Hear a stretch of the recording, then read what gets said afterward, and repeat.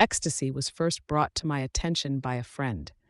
My immense interest in the chemical world and the idea of consciousness expansion, coupled with her descriptions of the experience, allowed my normally well behaved, reserved self to try the drug, i.e., I'd only smoked weed once prior. Also, the fact that my four closest friends were going to do it didn't hurt either. Still, I was a bit concerned about it because the night before a close friend, very knowledgeable and experienced with drugs, had sternly warned me against taking E and told me it was a stupid drug. Painfully curious and wondering if ignorance is bliss, I went ahead and did it anyway. On the Saturday before, three friends of mine had attended a techno dance club. Not old enough, I was unable to get in. Two of them, we'll call these girls M and A, took the drug and related the experience as amazingly pleasant. The other boy, S, didn't have the money to purchase the drug, but still managed to have a wonderful time dancing, hugging, and feeling the vibe of the other people around him, most of them on ecstasy. Since my guy friend, P, and I were not able to join in the fun at the dance club because of our ages, and S still really wanted to try the drug, a few days later, we had a small gathering for all of us to do it for the first time at the house of A. Despite the fact that both of A's parents were home, we were in no way deterred from enjoying the experience and had little threat of disruption from them as we kept almost exclusively to her locked room.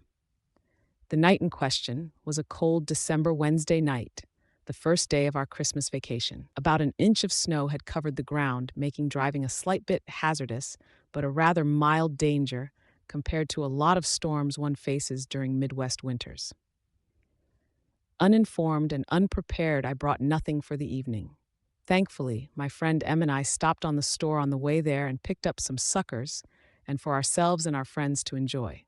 About 8:15 p.m., M and I made the 20-minute trek to A's house. She lives in a town 20 minutes away from the rest of us, but still attends our high school, over the slick, snowy roads, and arrived safely. There, we waited for A's guy friend, G, to bring the pills. I would estimate the lovely white round Buddha in my memory to be about 100 milligrams. G and two girls with him, J and K, took their pills about 8:45 p.m. and left to go to see some other friends, but would return later. Impatiently, M, A, and I waited in her room for S and P to arrive, as we promised to all take the pills at the same time. About 9:15 p.m., they finally arrived and we took the pills in her room. Waiting for the E to kick in, we sat on her bed and floor watching some TV. Quietly, we sat through most of a rerun of Married with Children, until A told us she was starting to roll and couldn't watch TV anymore. So we put on some music, turned off the lamp, put on her two strobe lights, and it didn't take long before the rest of us were rolling as well. I was probably the last to start feeling it. At first, I was quite confused as A had P rub icy hot on the back of her neck. I didn't understand their fascination with a small blinking red light in a keychain either. I looked at it a while trying to see what they saw, but it didn't capture my attention much, so I went and sat on her bed. More content than usual to observe, I watched as S put on a Vicks mask and started dancing. A few minutes later, my crush, P, approached me with a handful of icy hot and vigorously but soothingly rubbed my hands. Still fairly with it at this point, I got my hand free for a second so I could put my rings in a pocket before they completely slipped off. This was the last fully rational conscious thought I can remember having that night. Since none of us were into techno rave dancing that much, the first time we rolled together, we found ourselves content to just sit there, touching each other's hands and arms and legs. The only words from this time I can remember are few. I can remember the euphoria of hearing P tell me, "Your skin feels so good," as he and I made hand love, and then soon I felt him touching my face. Unlike my second ecstasy experience, there was a long time where I was completely uninhibited and free of self-consciousness. And whatever regret or embarrassment I might feel for anything I did that night is wiped away when I realize how honest with my feelings ecstasy let me be, and how easy it was for me to act on my feelings.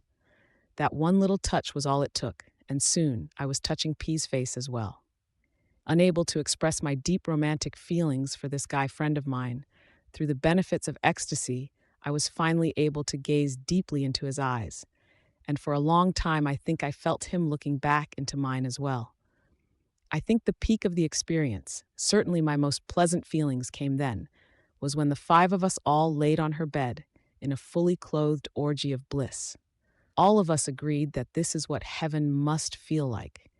And since I don't fully buy into the concept of heaven, I was quite pleased to think that for just $30, G is able to charge an exorbitant amount of money for the pills due to the fact that so few e-dealers exist in this area, and we are just a bunch of stupid kids. I can experience heaven anytime I feel like it. I was also quite pleased with the fact that as I knew I was experiencing the peak of my euphoria, I was still able to realize that I wasn't meant to feel this good all the time. I would describe it as much like a soma holiday from the Aldous Huxley novel, Brave New World. Our stay in heaven eventually came to an end with some loud knocking on the door. A bit panicky, as we thought it was A's mom coming in to tell us to turn down the music, we quickly got out of bed and braced ourselves for being caught. Thankfully, it was just G, K, and J returning to join our ecstasy party, and we quickly forgot about the fears we felt from our imagined close call. Still, the damage was done enough in the fact that we never fully returned to that heavenly dream bliss we found lying together on the bed. The five of us also lost part of the closeness that we all shared together on that bed. This is when some mysterious bad things started to happen. A bit distraught with P being less affectionate with me than I wanted and ignoring me pretty much as soon as K and J arrived, I sort of withdrew further into myself. I just laid there not really moving but thinking and observing. I suppose the only way I can explain my state of mind at this point was kind of drunk. I can remember making very dumb hand gestures with my hands to the music while laying on the bed, trying to amuse myself, acting quite stupidly. Once I heard P comment to A about my dorky hand movements, I became a bit hurt, so I quit and decided I was just going to pour out some icy hot and rub it on myself. Unfortunately, in a moment of inspired genius, I tried dispensing the icy hot by squeezing it as I held it right over my face. At first, I didn't feel the cold glop on my face, but as I heard Kay instructing me to get up quickly and go to the bathroom, I was quickly brought back to the reality of my situation. My mind filled with dread as I wondered if I was going to be blind forever, and I repeatedly asked them if I was going to be okay. Luckily, my eye had been shut very tightly, and it didn't take long for the cool water to wipe away the cream. To this day, I've still never felt any pain from my icy hot injury, discounting huge embarrassment. Washing off my face in the bathroom, I also noticed the very disgusting brown dissolved sucker floating around in my mouth. I had been generating so much saliva sucking on that thing that the stick to the sucker had long disappeared, and I had been too lazy or too out of it to just throw the gross thing away. For about the next 5 days, the roof of my mouth was very raw and sore because I had been rubbing the sucker so hard up against it in the midst of my trip. As I looked at myself in the mirror with the disgusting dissolved brown ball in my mouth, my gross-looking red left eye, and my irritated scarlet-flushed cheeks, I sobered up considerably. After just 2 or 3 minutes in the bathroom, I calmed down and returned to the bedroom to just quietly lay down on the bed, forget about my stupid behavior, and enjoy the party. Minutes, maybe hours passed, and I laid there just enjoying the scenes and the people talking around me, while I kept silent in my own uninterrupted universe until I noticed P squatted close to the floor with his eyes closed, not moving. I brought this to the attention of K&M, and we quickly moved him to the bathroom. There all of us, aside from A, who just watched the scene from the bed, took turns slapping his face and praying he'd regain consciousness. I remember standing helpless and terrified as K lifted up his eyelids to display lifeless white marbles and pulled the sucker from his mouth so he could not choke and hopefully speak. The whole scene was eerily similar to the episode of Real World Hawaii where Ruthie has alcohol poisoning and has to go to the hospital. Finally, we removed P's shirt, and G put a cold, wet towel on his back and dumped water on his face, bringing him slowly back to life. Within 10 minutes, P was totally revived and ready to have fun again. The frightening part of this whole thing is that none of us know what caused P to freak out so bad. G, a very experienced ecstasy user and raver, later remarked he had never seen anyone have a reaction like that to E, and just thought that P had epilepsy, and the seizure was caused by the strobe lights in A's room. Perhaps even scarier is the fact that P has no recollection of the entire thing. It's a total blackout, and an hour after the whole thing, he was asking G if he could buy another pill. We still don't know what caused P's blackout, if it was a medical condition or just a bad pill. Another scary moment was when S and A were on the bed waving their cigarettes like glow sticks and accidentally burned each other and had to be told by M that their skin was bubbling. About midnight, G, K, and J left again to take J home. They returned to A's house about an hour later with a terrifying account of almost flipping G's car over on the icy dark country road, with the car up on two wheels at one point. Slowly, the drug began fading away, getting fainter and fainter each time I gazed at the clock. About 4 a.m., K and G went home for the night. The rest of stayed at A's house until the morning. While all of us found our bodies rather tired, our minds were still wide awake, and it was impossible to sleep. For those last few hours, P, A, and I rested on P's bed, with S close by in a chair. We hugged and touched, but tried not to talk too much, as that interfered with our thinking. M laid by herself on the floor, and that was very pleasing to those of us up by the bed. We just didn't really care for the effect that E has on our friend M, causing her to talk endlessly and redundantly about herself, repeating banal, uninteresting stories we had heard at least 5 times already. For example, M informed us all for the 8th time at least that she was such an amazing child that it only took her 2 weeks to potty train for fear that she would ruin her strawberry shortcake underwear. Several times I wondered aloud, why did she just say that out loud? And my friends, as annoyed as I, often yelled at her to be quiet. About 5:30 a.m., S and P left A's house to get to the kids' house they told their parents they'd be staying at before sunrise. After about 15 minutes of hugging and saying heartfelt goodbyes, they left me, A, and M to finally retire for the night. Only able to sleep about 3.5 hours with my arm pressed firmly over my face to keep my eyes shut, I woke up amazingly rested. This alert feeling didn't last much longer than the car ride home, but sleep still didn't come very easy at home on the couch. I laid there watching television, as it was the only way I could get my mind off thinking about the crazy night before, and about 12 retired to my bedroom to sleep about 6 hours until my angry mother woke me for dinner. A bit tired for the next few days, I was eventually able to catch up on sleep. When I decide to do ecstasy again, if I decide to do ecstasy again, I plan to take a very long nap before I go out for the evening.